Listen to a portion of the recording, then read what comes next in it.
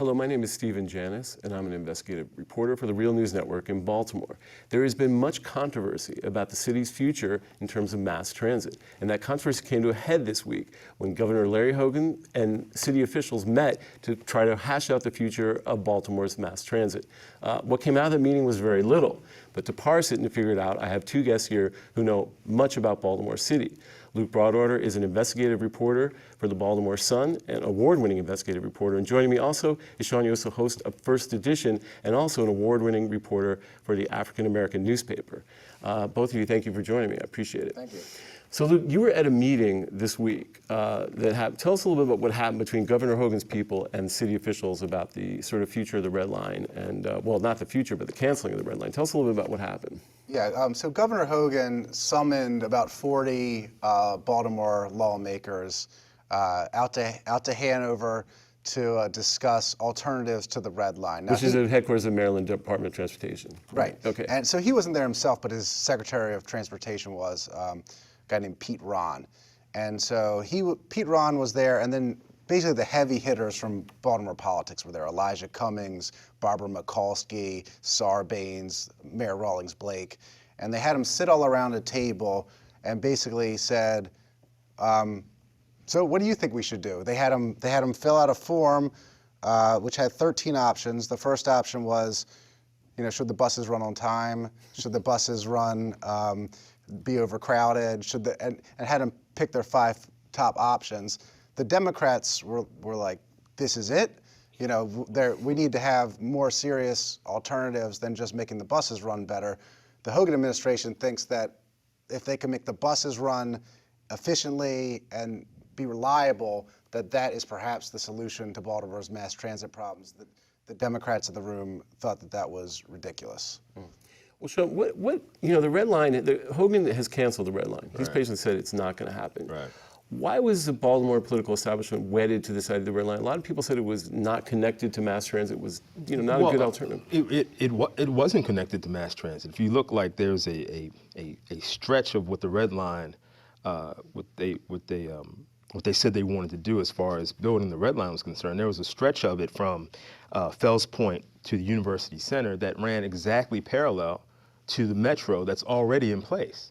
But it wasn't connected. I mean, that in and of itself, that swath of track of the Red Line would have been a major waste if you already have the same thing in place just a little bit north of it. So I think that was just kind of symbolic of the fiscal failure of the Red Line from the beginning. So, but why do you think, where does this project come from? I mean, Baltimore has this history of creating these weird swaths of mass transit that go nowhere. Highway to nowhere. I mean, what's behind this, or why were they so?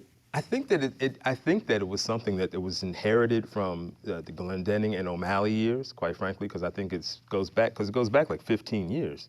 Yeah, maybe even longer. Yeah, 2 decades or so. And it was just, probably the thought was that we need to improve transit in the city. Okay, let's do something. Okay, we'll do this. The Red Line, oh, great. And it just kind of falls into the same pattern of how things are done in the city in this democratic structure. I mean, different cities are, I guess, operate differently, but in Baltimore, it's just like, okay, this is what we'll do. And it's almost like a knee-jerk reaction, I think. Luke, did you get any sense when you were there that the Democratic establishment, including the mayor, had any sort of alternative idea of anything they wanted, or were they just saying it's Red Line or nothing? So no. It seemed to me that no one at the table on either side had any real ideas about what could be a possible mass transit fix, a large-scale mass transit fix for Baltimore. That said, the Democrats' point is Governor Hogan canceled the Red Line and gave the funds to everyone else in the state. We have no funds to work with, so what kind of fixes can we come up with?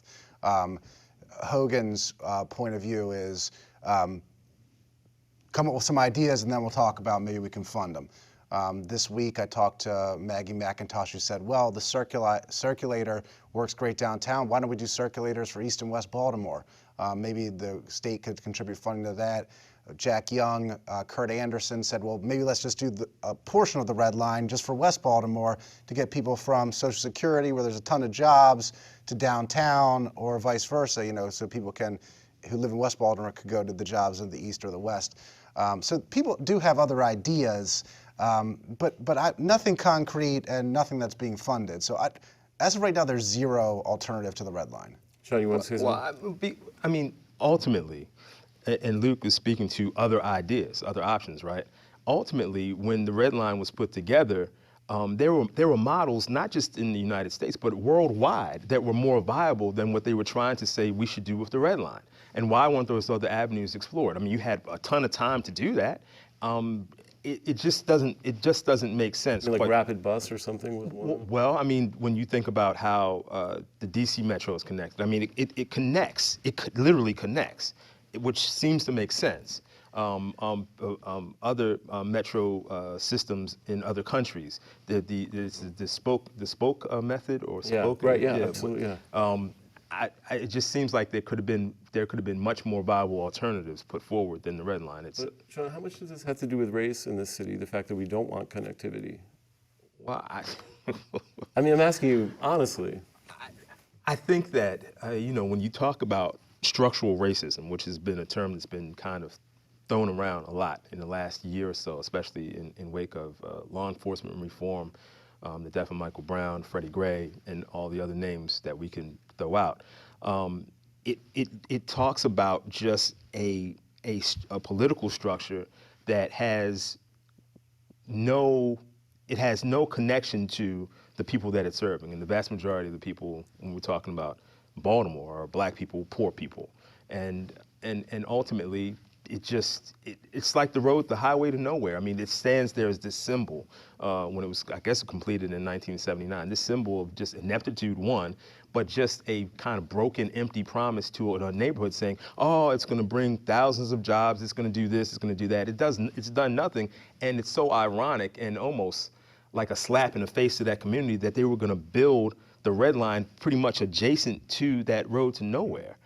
It's almost like it's almost like a backhand. Like Luke, one thing I wanted to ask you is that that Hogan said the whole thing was ill-conceived, but I think what you're hearing from some people in the Blake administration, that this was more about Hogan's sort of dissing the city politically. How much do you think this decision had to do with the political tensions that have been obvious between the Blake administration? Is there any evidence, or do you think the Hogan administration sincerely thinks this project is just a bad idea? Yeah, I don't think that this results from petty personal politics. I think that Hogan said during the campaign trail he didn't like the Red Line or the Purple Line. That makes sense. He's a Republican. He believes in roads and people driving, and thinks things like $3 billion light rail lines that don't go very fast are a waste of money. So that doesn't come as a surprise to me, but I do think that Baltimore has, and everybody knows this now, has terrible mass transit. I mean, look at D.C. They have the good Metro line. New York City, you don't need to own a car. Right. You don't need to drive a car ever. And the buses are like so fast. Chicago, all the major cities of the country have great public transit systems, except, I can't speak for everybody, but Baltimore doesn't. Sure. And so how do you fix that? And what are the alternatives? Now, when they picked the Red Line, they passed over like 13 other different projects back in the day. I don't know whether one of them can be resurrected.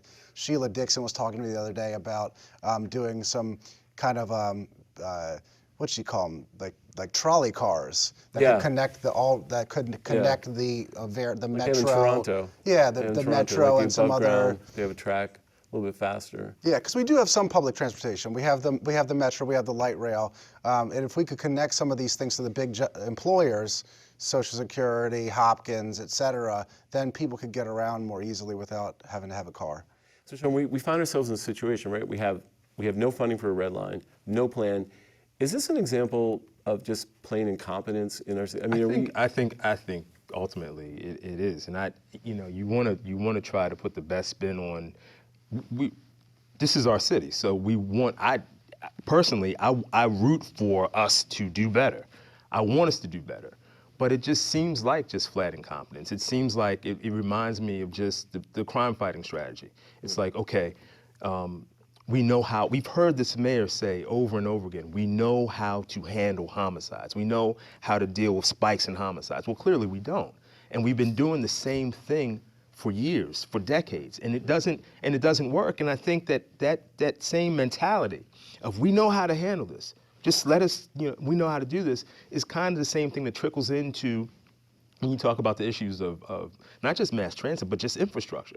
I mean, we have a lousy mass transit system, but we have our infrastructure is one of the worst probably in the United States as well. I mean, infrastructures around the country are bad and crumbling.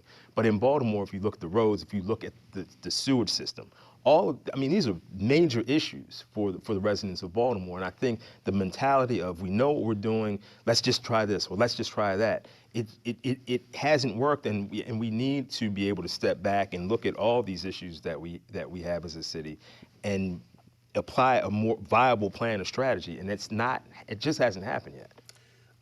Just final question: Do you think did you get any indication that the Rawlings Blake administration has any alternatives that they're working on, something that they want to bring back to the Hogan administration? I haven't to date. No, I don't. I mean.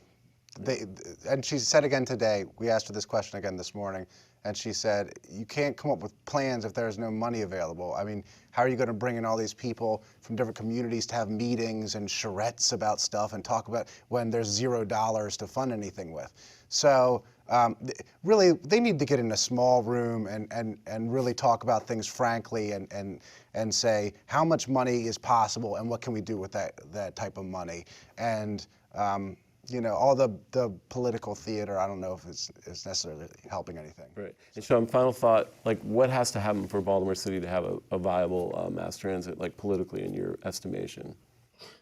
I think a new mayor. I mean, what? Well, I mean, business as usual just isn't going to get it. I mean, that applies to a myriad of problems that we have in the city. I mean, I feel like, and not just me, but I think there are a lot of people that feel like that we have to almost deconstruct how business is done in Baltimore, and apply new thoughts, new tactics, a totally different way of looking at things in the city, because the city is broken in a lot of different ways, not just mass transit is concerned, but it's broken in many, many areas. And until we come to grips with that reality, we're going to continue to go down the path that we're going down.